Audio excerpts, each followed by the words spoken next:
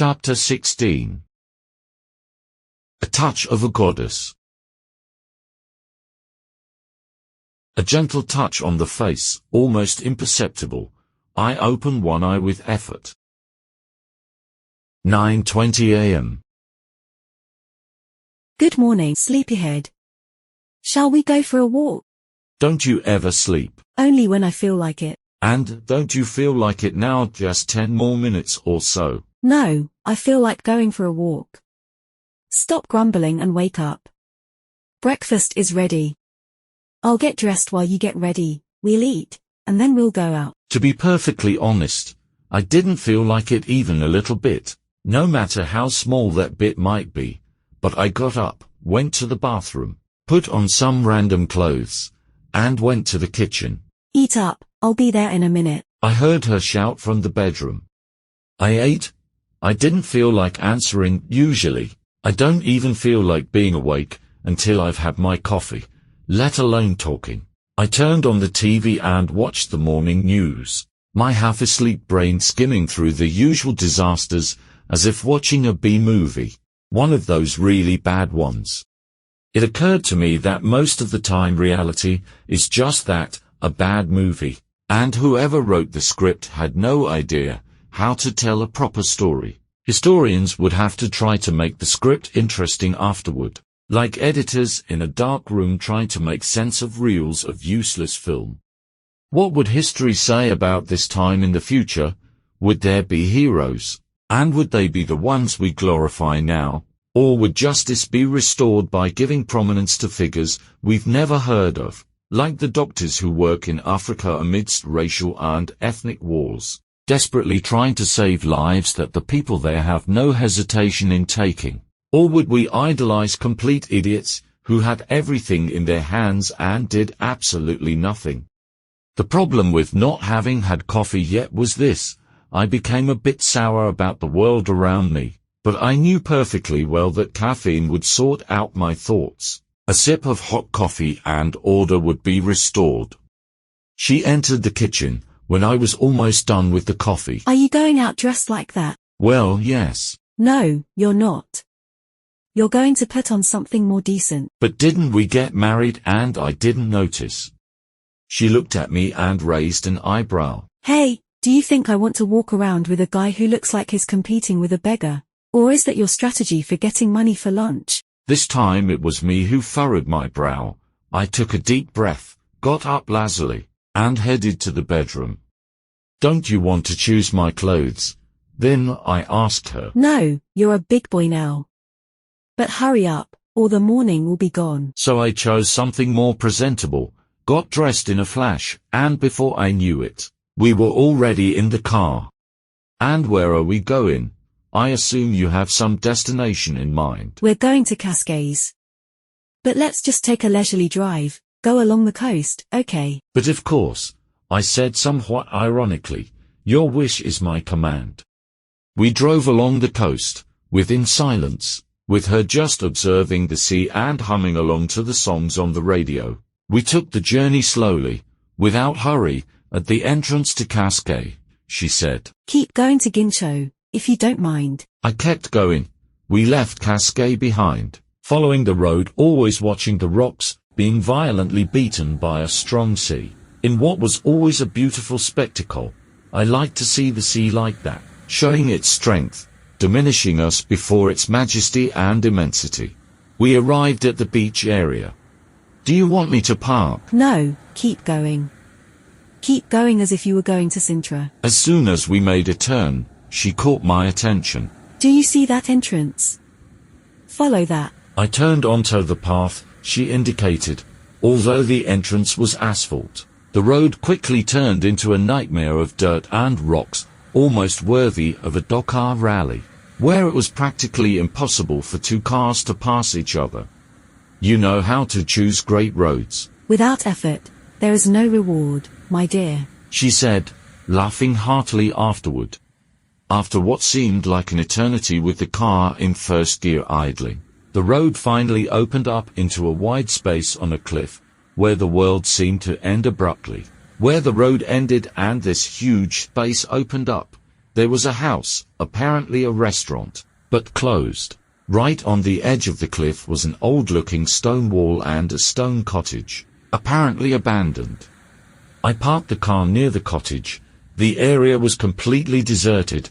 We got out, and the typical wind of that area chilled the tip of my nose. I stood there contemplating the vastness and listening to the sea crashing against the rocks at the bottom of the cliff. To the left, I had a panoramic view all the way to Cascade Bay. Behind me, the Sintra Hills began, and to my right, so close, I could see Cabo de Roca. In front of me, nothing but the sea. Come, she said, taking my hand to lead me. Her clothes, as light as always, fluttered freely in the intense wind, but as always, she didn't seem to mind, nor was she bothered by it. She took me by the hand through a path that descended towards a tiny valley along its steep walls. The wind stopped whipping us, as we were protected. Suddenly, to my surprise, a bay appeared, where the sea wasn't as violent because the rocks at its entrance broke its force, and there was a small beach of fine sand dotted with rocks.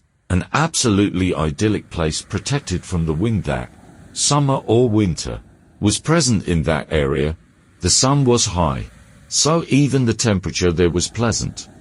She took off all her clothes, standing naked beside me, as I had seen her do before by the sea. Then she looked at me, with a mischievous smile and raised eyebrow. She approached, grabbing me by the belt of my pants, one by one. She removed my clothes, until I stood naked before her. Are you cold? No, the temperature here is actually quite mild. Then come. She took my hand again, and led me into the water. The idea of entering the water in November was making me suffer in anticipation. But when I got there, I discovered that there wasn't such a big temperature shock. On the contrary, the water seemed even warmer than the outside temperature. She led me deeper into the water, until it was just above our waists. Dive in, she urged me. Give it a try. I dived. The water wasn't so strong that it pulled me, but it also wasn't calm, and it made me struggle a bit. But at the same time, it felt comforting, and suddenly I realized why. I felt alive, free, there beside her, far from the eyes of the world, from morality and good manners, just me and her, there, holding hands. I resurfaced with a sense of freedom to find her eyes filled with immense happiness. Do you want to feel? I didn't know what, or why, but I just trusted her, looked into her eyes, and said, yes.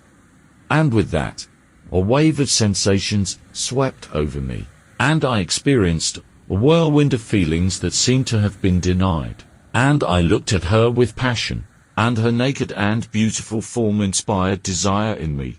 My body reacted immediately, making me feel an almost uncontrollable excitement that heightened even more when she pressed her body against mine. I was there, almost inert, in a state of pure happiness that I had never dared to experience, while feeling her lips against mine, her enveloping me and me enveloping her as well. My whole body surrendered to the desire to love her. We lay on the wet sand where we were licked by the water that still reached us, our mouths and bodies entwined, and despite the urgency I felt from her, time seemed to move slowly around us, instigating a calmness that made us languid. My senses were filled with her, the soft touch of her skin almost electric, the kisses filled with unique sensations. Then, she pushed me to lie on my back on the ground, and in one single motion, she slid onto me, and the sensation of being inside her was so unique that I simply closed my eyes and felt her, feeling myself within her, in a communion of senses. She remained still, making me feel her, with just a gentle rocking of her hips. My hands roamed her body to her chest and then down her side, her hips, her legs, and back up again. I had never felt a woman like this, without there being the slightest sense of urgency, without there being a search. There was no time, so we had all the time. We didn't seek anything, so we didn't feel the urgency to meet something. We were just there, complete, making the wordless absurd. There was only me, even with her. And when I reached that point, something in me seemed to want to detach from her. It was something I had always felt, but that only with her, now became evident. She leaned forward, putting her hands above my shoulders, and when I opened my eyes, I saw hers looking directly into mine. Stay with me, Miguel. I looked into her eyes deep. I wanted to dispel that feeling of separation. Her eyes let me into her soul. Without taking her eyes off mine, I felt her body sway slowly, making me enter and exit her, with absolute calmness. Stay with me. Without taking my eyes off hers, I felt trapped in her, letting the feeling of separation dissipate. And for the first time in my life, I knew what it was to be united in body and soul to another being, with our eyes locked on each other. We reached an orgasm that showed me the truth of the union between two beings, and made the universe make sense for once. I felt her body collapse onto mine as I returned to myself and embraced her, and any doubt about who she was dissipated in me. I had been touched by a goddess, and I could never be the same again. I didn't want to lose her ever again. I wanted time to stop. I didn't want to leave that place.